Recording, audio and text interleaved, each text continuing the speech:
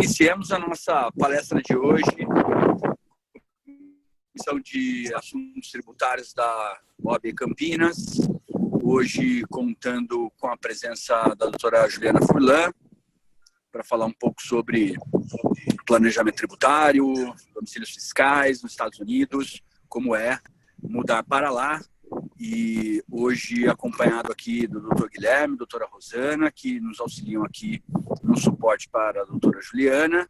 Doutora Juliana, estamos aqui curiosíssimos sobre o conteúdo de hoje, então a palavra está com você, doutora Rosana, então te dá o suporte com as respostas das questões que forem enviadas aqui no nosso grupo. Legal? Boa palestra para você.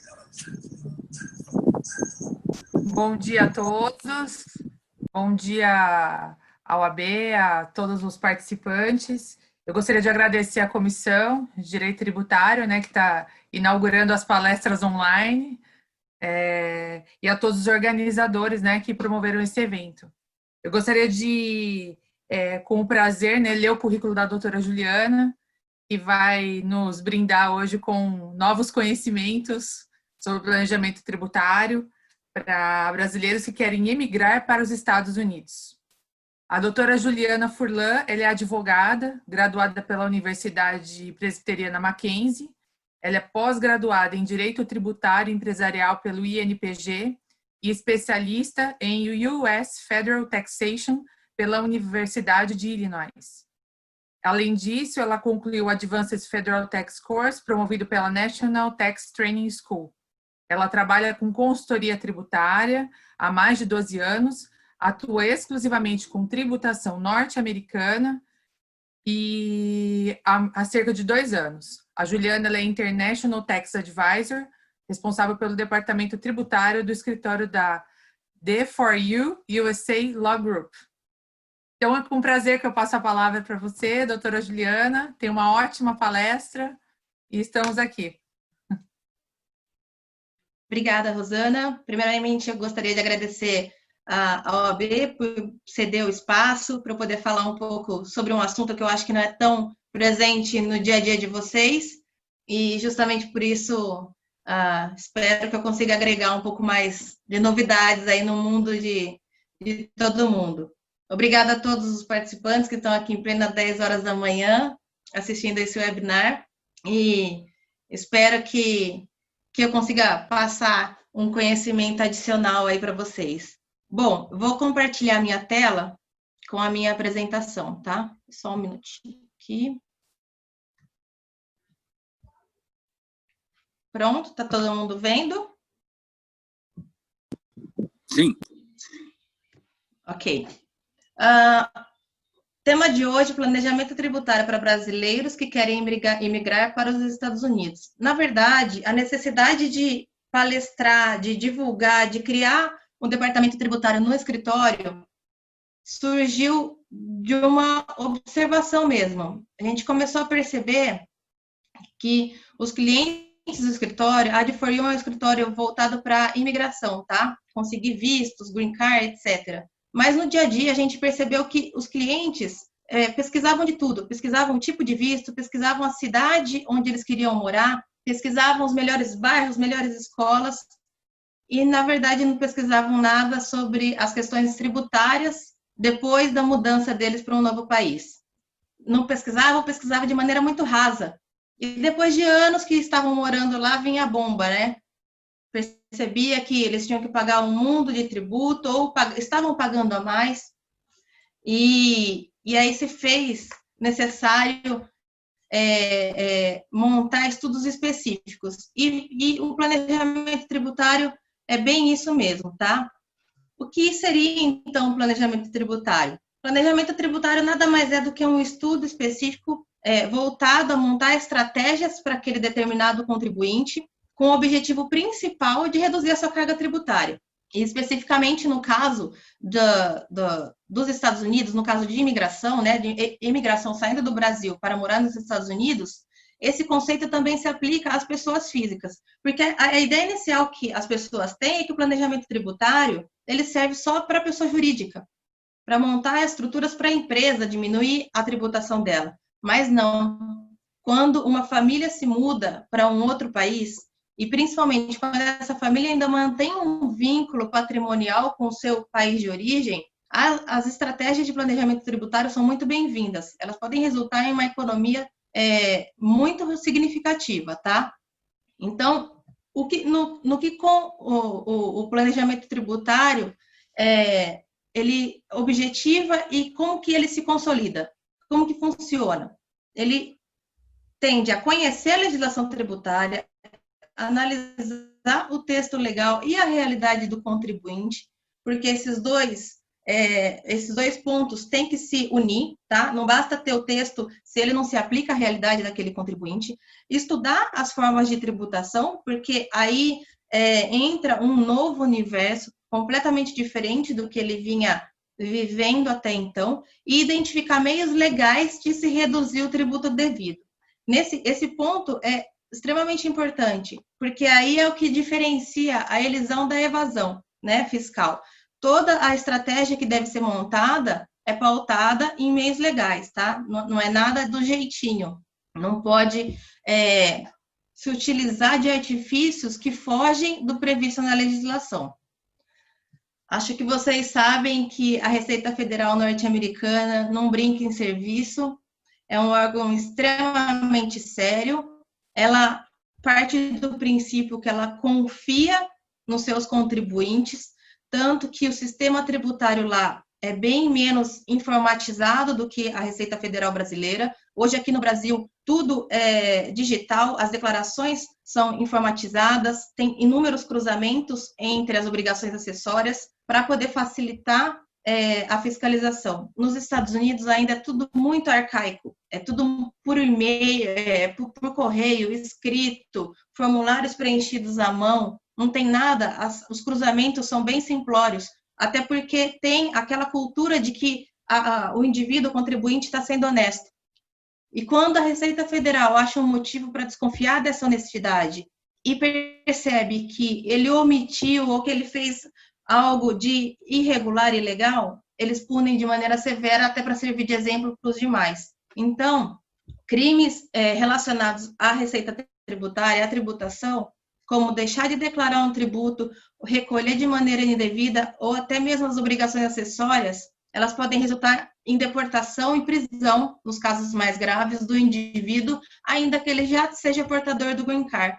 Então, a pessoa que chega lá, até mesmo por puro desconhecimento, se ela incorre em um crime, ela corre o risco de ser deportada, ainda que ela não tenha tido a vontade de cometer aquele crime, entendeu? Ainda que ela não tenha agido de maneira dolosa. E um dos principais pontos que a gente percebe na dificuldade do brasileiro, da família brasileira, quando chega nos Estados Unidos, é identificar a partir de quando ela passa a ser considerada um contribuinte lá nos Estados Unidos. Muita gente, é aqui que eu falo que a pesquisa acaba sendo de maneira rasa, porque as pessoas vão como estudante, por exemplo, acham que não tem que pagar imposto, elas vão como turista, acham que não devem pagar imposto, ou quando elas vão, antes de obter o Green Card, nesse meio tempo em que o pleito dela está correndo, ela acha que ela não deve pagar imposto. E não é sempre assim. Tem as regras e tem as exceções, óbvio, mas ela não conhece a fundo o caso dela para ela saber identificar a partir de quando ela deve pagar, declarar e recolher o imposto de renda lá nos Estados Unidos. Então, as regras de residência fiscal, e aqui eu estou falando só quando tem um vínculo, quando a residência fiscal é realmente caracterizada, tá? Porque além da residência fiscal, tem outros casos em que deve ser recolhido o imposto, mas que não é o caso pré-imigratório. Em relação à residência fiscal, então, como eu estava falando, temos 3 casos de caracterização como contribuinte do imposto de renda. O cidadão norte-americano, ou seja, quando a pessoa é cidadã, ela tem a cidadania, ela pode morar em qualquer lugar do mundo, que ela é considerada contribuinte do imposto de renda nos Estados Unidos. Perdão. O portador do Green Card, uma vez ele obtendo o Green Card, ele também tem que pagar o imposto de renda. Obviamente, tem algumas exceções, ele pode solicitar uma isenção de determinado valor, tudo mais, mas ele é considerado contribuinte, tá? E o que pega todo mundo é a presença física substancial. Como é feito o teste de presença física substancial para caracterizar a sua residência fiscal lá nos Estados Unidos? É feita uma contagem no número de dias que você esteve fisicamente no país. Como é feita essa contagem? 183 dias, tá? Então, você vai pegar 100% dos dias do ano corrente que você esteve nos Estados Unidos, 1/3 dos dias do ano imediatamente anterior e 1/6 dos dias imediatamente anterior. Então, são os 3 últimos anos, né? O atual e os 2 últimos anos, que você leva em consideração. Somou, bateu 183 dias, a sua residência fiscal naquele ano foi caracterizada. E os efeitos dessa residência vão retroagir para o seu primeiro dia de entrada no país, nos Estados Unidos. Então, vamos supor, você está lá como turista, você foi no país, para os Estados Unidos como turista, resolveu ficar, foi prorrogando visto, em 2020. Você entrou em janeiro, ficou lá até agosto, estourou 183 dias. Então, desde janeiro, quando você entrou nos Estados Unidos, independente se você foi como turista ou não, se ficou comprovado que você esteve lá por 183 dias, salvo algumas exceções, tá? Tem sim as exceções, mas aqui a gente está falando da regra geral. Você tem que oferecer, declarar e oferecer a tributação, tudo desde janeiro, que foi o primeiro dia de entrada nos Estados Unidos, tá bom? Então, o estudante quando vai com visto F, visto J, por exemplo, ele tem um efeito blocker para a tributação. Só que isso daí também exige que ele entregue todo ano um formulário, que poucos conhecem, as escolas não falam desse formulário. E o status imigratório é diferente do status fiscal. Então, se ele não entrega esse formulário para a Receita Federal, para ele falar, ó, eu estou como estudante, eu tenho a isenção fiscal, a Receita Federal não vai saber, ela vai fazer a contagem dos dias e provavelmente ela vai exigir o imposto de renda daquela pessoa. Então, o teste de presença física substancial é o teste que acaba sendo desconhecido por todo mundo e é nele que os brasileiros que vão para lá acabam se caindo, incorrendo, tá?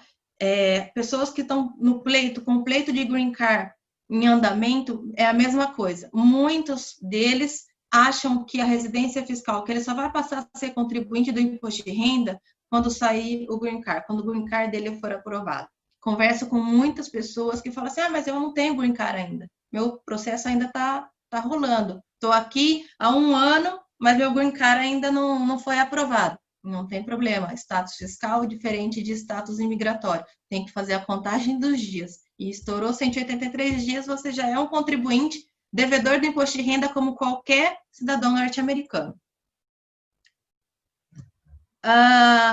Como que funciona a tributação do imposto de renda para fins de planejamento? Para a gente poder começar a adotar algumas estratégias. A primeira estratégia, eu até deveria ter falado no slide anterior, a primeira estratégia que a gente pode adotar seria exatamente a contagem de dias. A pessoa, se ela sabe dessas regrinhas, ela consegue fazer pela contagem de dias um planejamento, ela consegue se planejar para que ela não estoure a residência fiscal dela naquele dia, naquele ano. Então, ela pode voltar para o Brasil, voltar para os Estados Unidos e ir controlando o tempo que ela passa nos Estados Unidos, de modo a não caracterizar a residência fiscal naquele ano e não precisar declarar e tributar lá no país, tá? A segunda modalidade de planejamento que dá para ser feita é em relação ao tipo de renda. Diferente aqui do Brasil, os Estados Unidos têm 2 modalidades de tributação de acordo com o tipo de renda que é oferido. Então, lá tem uma divisão entre renda ordinária e a renda qualificada. A renda ordinária, como o próprio nome diz, é a comum, né? Ela compreende a maioria do tipo do rendimento, que aí engloba salários, juros, aluguéis, certos dividendos, e ela é tributada mediante uma tabelinha de alíquotas progressivas que vão de 10% a 37%. Aqui, quando a gente fala em dividendos, os dividendos, eles incluem os dividendos provenientes de empresas do Brasil, por exemplo, do Brasil não só do Brasil, mas do exterior, né? Desde que não seja de empresa de capital aberto, tá? Como que funciona a tributação nos Estados Unidos? Estados Unidos tributa a renda global do seu indivíduo, é igual aqui no Brasil, né? Total income, independente de onde é a sua fonte pagadora. Então, ainda que no Brasil dividendos não sejam tributados, nos Estados Unidos você tem que declarar e tributar, e esses dividendos vão cair na tabelinha de alíquotas progressivas de 10% a 37%. Então, aqui, outra coisa, muita gente não sabe disso. Muita gente não sabe que tem que declarar o que ganha no Brasil. Chega lá, não declara, já fica em aberto perante a Receita. Ou então leva um susto, porque sai do Brasil sem pagar imposto de renda nenhum. Muita gente vive de dividendos, recebe uma boa quantia de dividendos no Brasil e não paga imposto.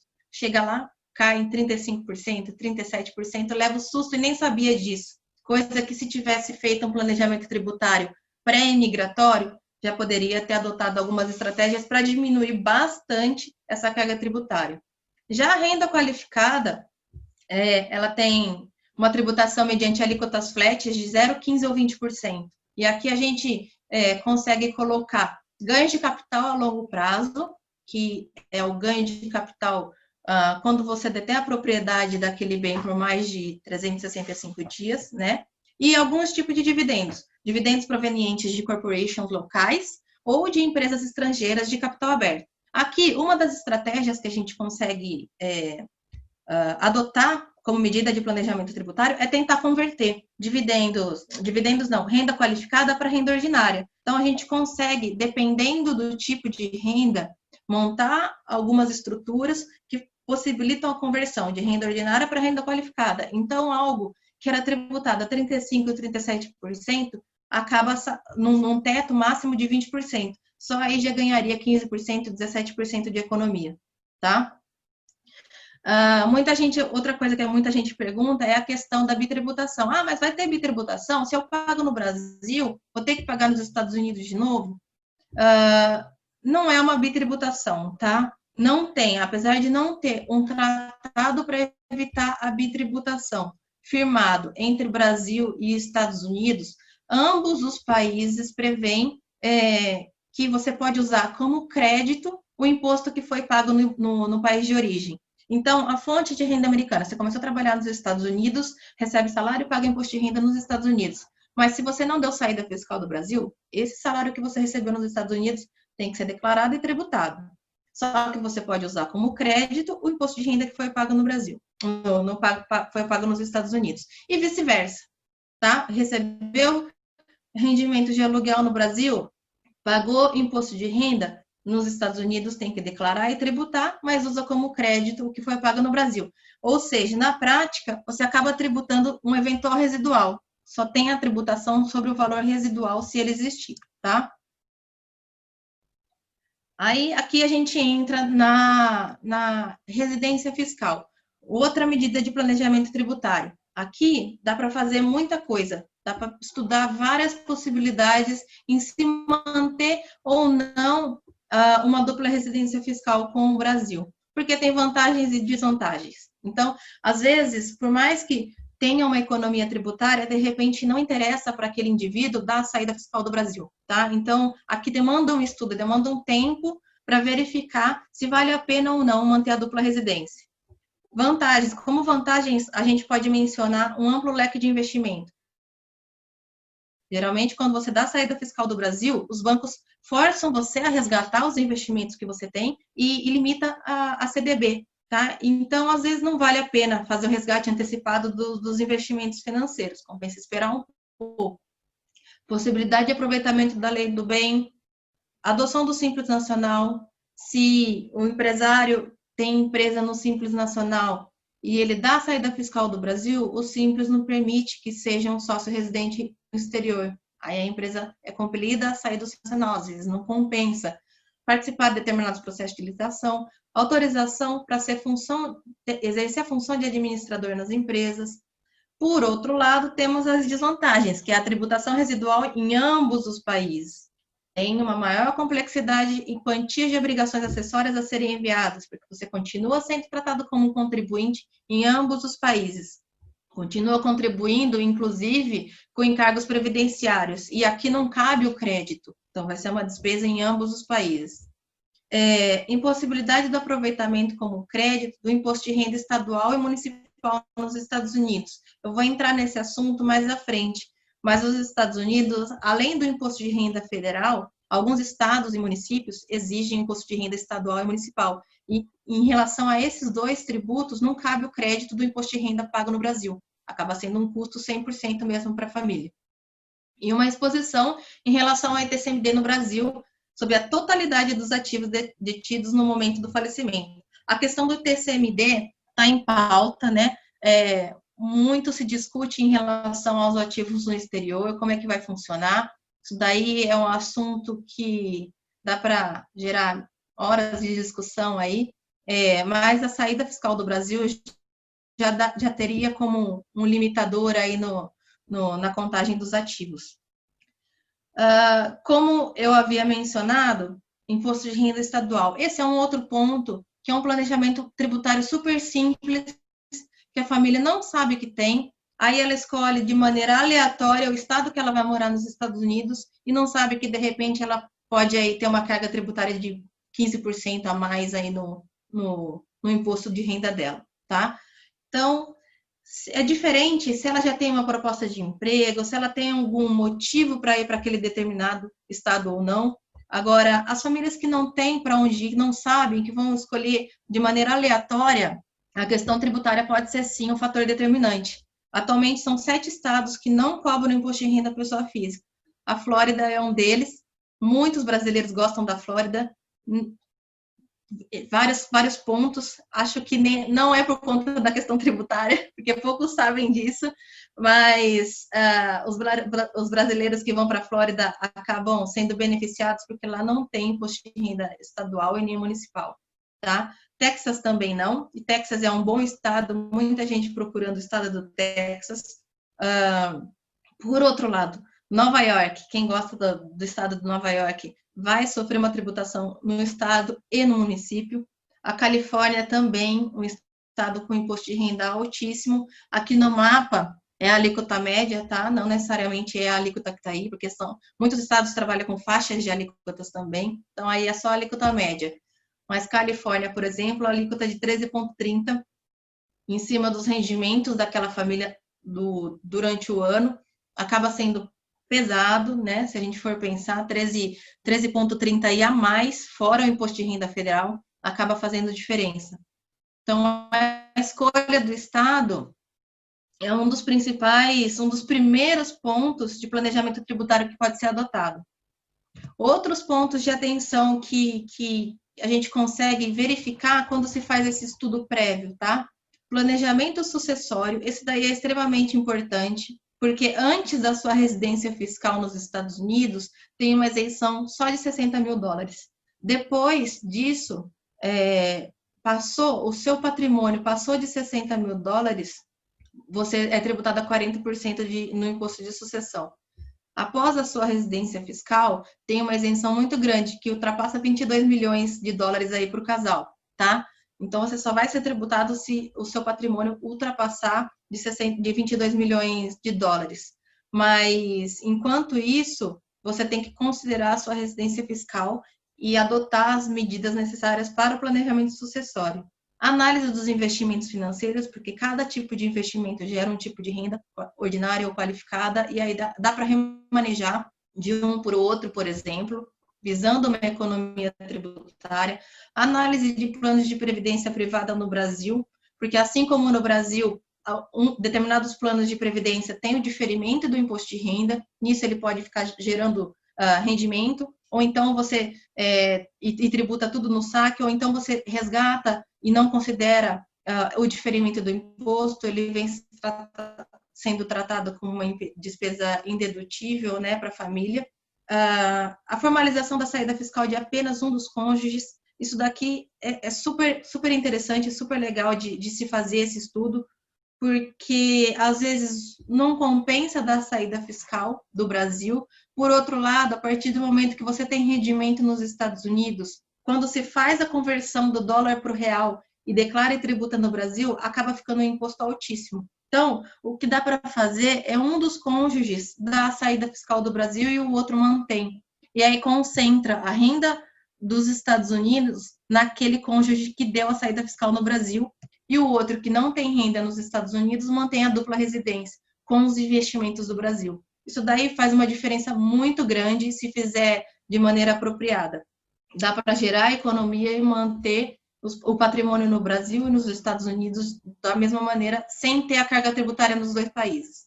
O KIDTEX pouca gente conhece. KIDTEX é uma tributação que os Estados Unidos impõem para a família que passa o seu patrimônio para as crianças. Muita gente visando pular o imposto sobre sucessão, ou então para já concentrar um tipo de renda para os seus filhos, adolescentes, que seja criança, tudo mais, eles passam parte do patrimônio, investimento financeiro, ações de empresas para os seus filhos. Só que os Estados Unidos ficaram alerta sobre isso, principalmente para as famílias de alta renda, porque passando para os filhos, quando no falecimento dos pais, já não tinha mais ativo na mão dele, porque eles já tinham passado para outra geração.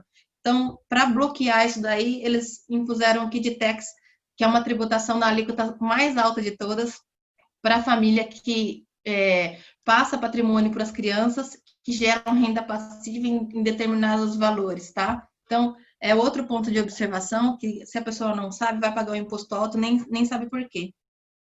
Reestruturação societária. Reestruturação societária também é interessante de se estudar e se fazer visando a economia tributária, porque é aqui que a gente consegue fazer a conversão dos dividendos do Brasil de renda ordinária para renda qualificada. Então, tem estruturas que a gente consegue montar de forma a converter esses dividendos para uma tributação máxima de 20% e não de 37%. Investimentos nos Estados Unidos.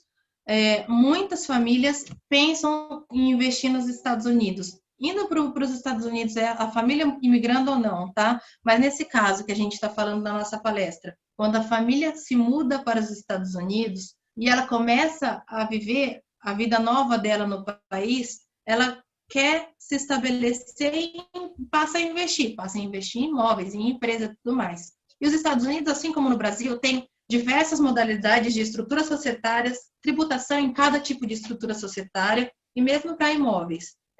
Coloca sobre uma empresa, esse imóvel mantém na pessoa física, como que funciona? Quais são os riscos desses investimentos? Qual a tributação que incide em cada um?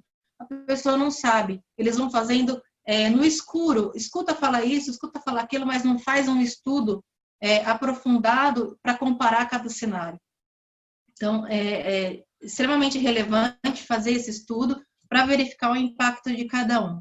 A unificação do tempo de contribuição previdenciária. Esse aqui é um assunto novo, tá? Que Estados Unidos e Brasil fizeram um acordo previdenciário, está vigente desde outubro de 2018, que permite a unificação dos tempos de contribuição. Então, Brasil, você contribuiu para a Previdência durante 15 anos, se mudou para os Estados Unidos, você não vai perder esse tempo. Você consegue aproveitar o tempo e continua contribuindo nos Estados Unidos, ou fica só no Brasil, tanto faz. Mas na hora da sua aposentadoria, esses 15 anos vão obedecer às regras do Brasil e os demais obedecem às regras dos Estados Unidos.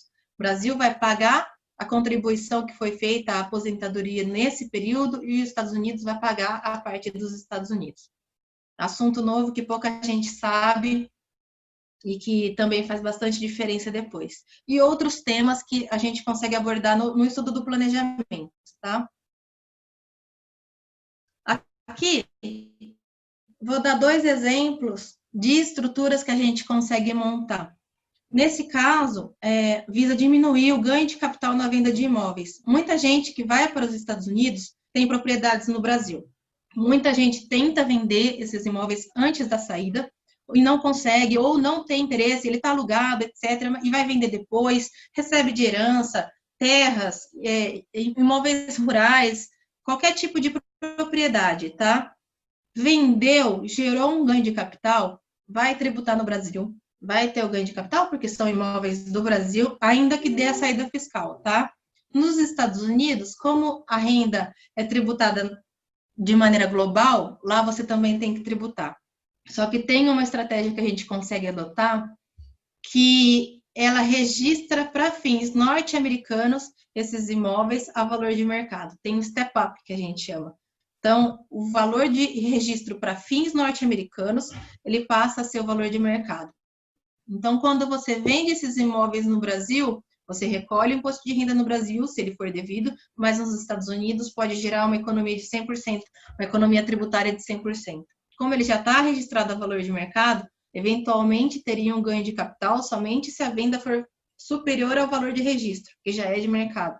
Então, a tendência é que não gere nenhum imposto de renda a ser pago nos Estados Unidos. Uma economia de 100%, que dependendo, principalmente se for esses imóveis rurais, né, que o valor de registro geralmente está bem defasado do valor de mercado, pode gerar, sim, uma economia bastante significativa. E uma outra estrutura que é super recomendada, principalmente para quem tem, para quem tem participação societária em empresas no exterior. Aqui eu coloquei do Brasil, mas pode ser de qualquer país, tá? Como que funciona nos Estados Unidos a empresa brasileira, por exemplo? As empresas limitadas, que não são SA de capital aberto, elas são vistas nos Estados Unidos como corporation. É uma classificação standard. E o que significa ser vista como uma corporation? Ela é vista como uma entidade separada do sócio, porque no Brasil ela paga o imposto de renda dela, depois o sócio recolhe o imposto de renda da pessoa física. São pessoas distintas para fins tributários. Tá? Uma vez distintas do seu sócio, nos Estados Unidos, essas empresas vão demandar uma complexidade de tributação, de obrigações acessórias muito alta.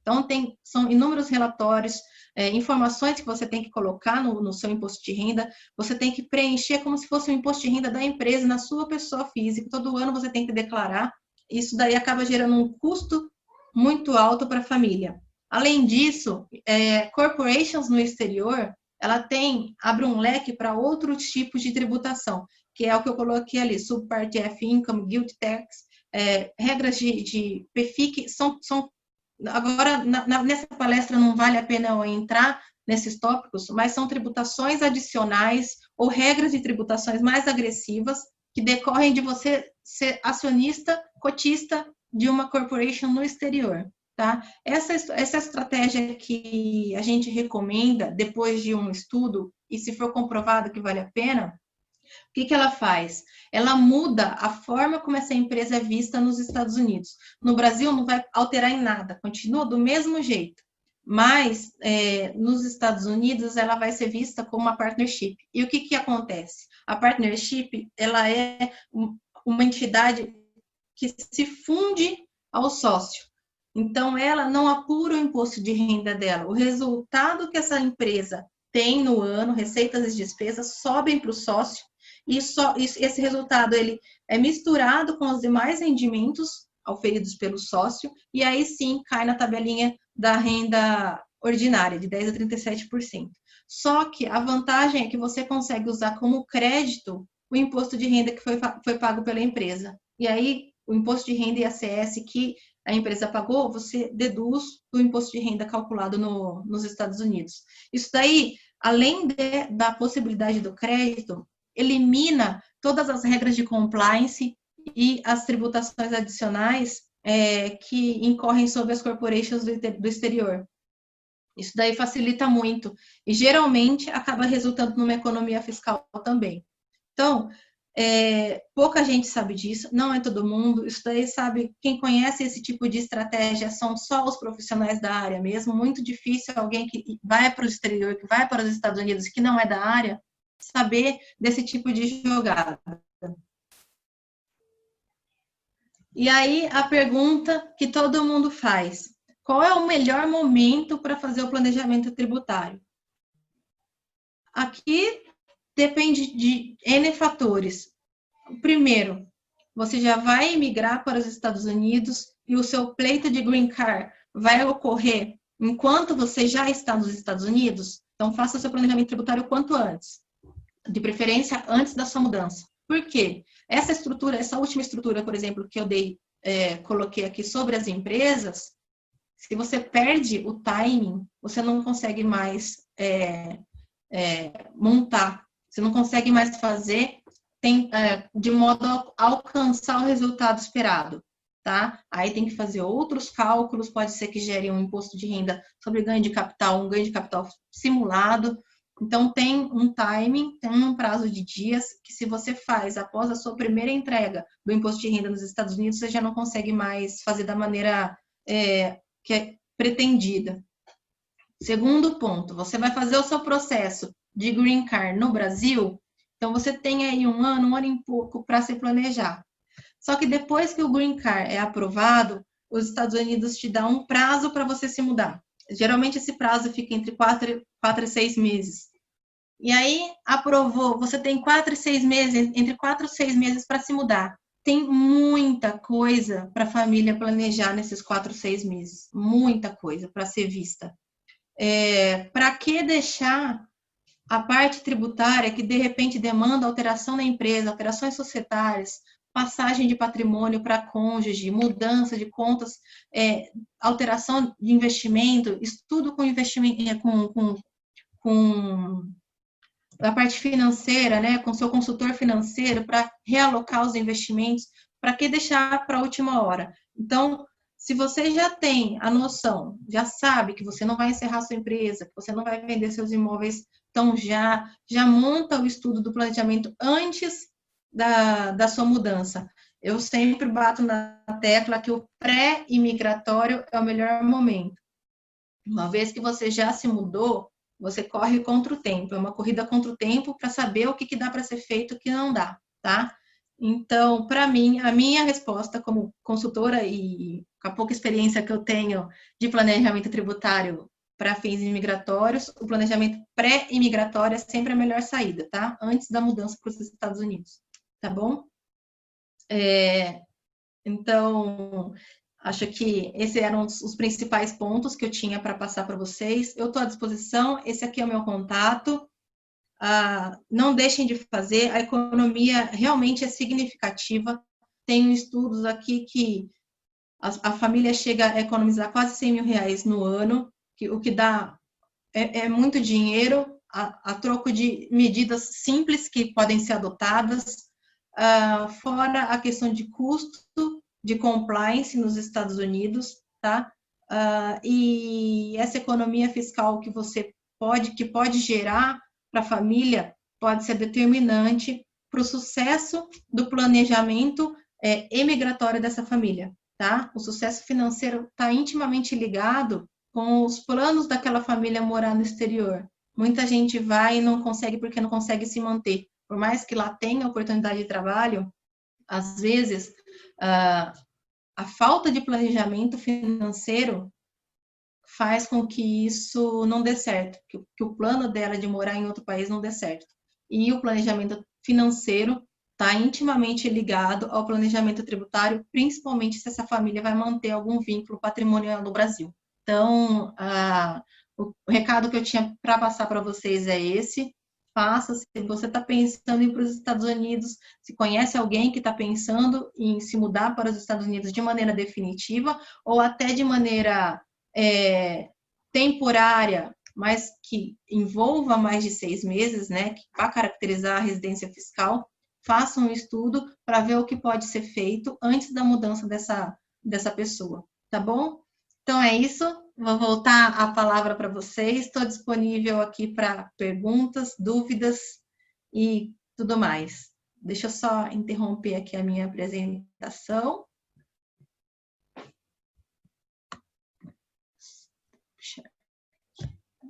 Pronto. Muito obrigada, gente. Juliana, muito obrigada. Eu também aprendi bastante com você aqui nesses 40 minutos, viu? E até já escrevi uma pergunta aqui para te fazer. Mas antes, tem uma pergunta aqui, ó, do Vinícius Scarpinati. Ele está perguntando assim, Juliana, se no Brasil ele pode usar o crédito de qualquer imposto de renda de pessoa física pago nos Estados Unidos. E se não, aí são duas perguntas. Se mesmo esse imposto de renda da pessoa física é estadual ou municipal? Não, só pode o federal mesmo. O crédito ele é permitido tanto nos Estados Unidos quanto no Brasil, só em relação ao imposto de renda federal, estadual e municipal não, tá? Tá, joia. Aí, a minha pergunta, essa é minha, tá, Juliana? Oh. Esse planejamento tributário que você comentou nos Estados Unidos, ele teriam outros tributos? Ou seria só o imposto de renda da pessoa física mesmo? Outros tributos que você fala, por exemplo, o state tax ou o sales tax, por exemplo. Isso. A pessoa mudou para lá. Então, que aqui no Brasil a gente tem uma carga tributária muito grande, né? Então, Sim. eles teriam outros tributos. Ele tem uma conta corrente, então ele vai ter, sei lá, um IOF, o IOF de lá, né? Tem sim. Comprar uma casa lá, ele vai pagar algum outro tipo de tributo além do imposto de renda. É só essa pergunta. Tem sim. Tem lá, por exemplo, tem como se fosse o ICMS, só que lá é um IVA, na verdade, né? O Sales Tax, que ele engloba o imposto sobre consumo, que ele atinge o consumidor final, ele é estadual também, então cada estado tem a sua alíquota. Também tem, e aí tem os impostos sobre as empresas, né? Tem o Sales Tax, tem o imposto local, que incide sobre a empresa, tem o State Tax, que é o imposto sobre sucessão. Tem sim. Tem a parte previdenciária, que também tem os seus encargos. O planejamento tributário acaba fazendo uma análise completa. Tá joia. Bom, aqui chegou mais uma pergunta aqui, Juliana, da Cíntia. Com o tempo, a saída permanente do cônjuge não se torna definitiva automaticamente? Qual é o impacto do planejamento? Sim, tem sim a questão do tempo. Você pode alegar a sua saída definitiva de maneira tácita, tá? Mas enquanto não decorre esse tempo, para você comprovar que realmente você não mora mais no Brasil, que você se desvinculou completamente do Brasil, você é considerado residente fiscal pela Receita Federal. Inclusive, se você volta no Brasil para fazer uma visita, por exemplo, essa contagem é interrompida. Uhum. Então, não adianta. O ideal mesmo é você formalizar a sua saída fiscal do Brasil, se isso for interessante para a família. Ok. A Cíntia acabou de responder, que respondeu a pergunta dela. Ok. Acredito que seja isso, né? Juliana, não teve mais nenhuma pergunta aqui. Eu acredito que você deixou seu contato no final. Acho que acabou de fazer uma pergunta, olha, só para fechar a sua palestra. Peter Pessuto. Meu nome é Peter, estou presidente do Conselho Regional de Prerrogativas da 5ª Região. Cumprimento a doutora Juliana Furlan pelo brilhantismo na exposição. Obrigada. Na verdade, não acabou não sendo uma pergunta, é mais um elogio mesmo. Então, acredito que Obrigada, Peter. Acredito que seja isso. Então, doutora, muito obrigada. O seu contato ficou no final. Então, acho que se alguém tiver alguma dúvida, vai entrar em contato direto com você. Então, muito pela sua palestra. Parabéns. Eu agradeço. Obrigada novamente pela oportunidade. Se alguém tiver dúvida sobre tributação ou até mesmo formas de emigrar para os Estados Unidos, eu estou à disposição. Se eu não souber responder, porque imigração não é a minha área, eu encaminho para os meus colegas, tá? Então, novamente, obrigada a todos, obrigada ao AB pelo espaço e boa semana para vocês. Ok, obrigada. Obrigada.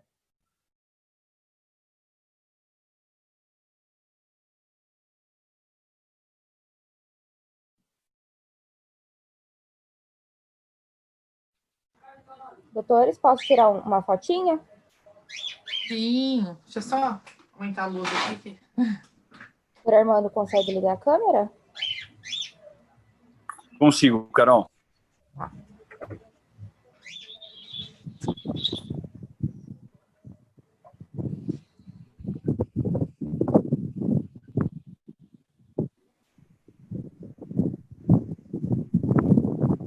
Só aguardando o doutor Armando, tá?